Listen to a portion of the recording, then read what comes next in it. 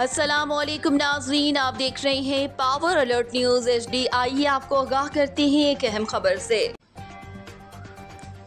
जावरिया सरगोदा जावरिया से हमारे नुमाइंदे हाजी जफर अब्बास की खुसूसी रिपोर्ट। गवर्नमेंट एसोसिएट कॉलेज भेरा में अदबी फॉर्म हम सुखन भेरा का मशावरती इजलास 9 बजे ज़ेर सदारत दुबैर अब्बास सैयद मुनक्किद हुआ। इजलास में फैसला किया गया कि पब्लिक इजलास 18 जून 2023 बरोज़ इतवार गवर्नमेंट टेक्निकल ट्रेनिंग इंस्टीट्यूट भेरा में शाम 5 बजे बरनवान अंग्रेज़ी अदब का तारुफ इनेकाद पजीर होगा। अंग्रेज़ी अदब पर गुफ्तगू assistant professor government associate college Miani Hafiz Mohammad Ikramullah, lecturer government associate college Malakwal Sanaullah Malik, assistant professor government associate college Bhera Tanveer Ahmed Khan करेंगे।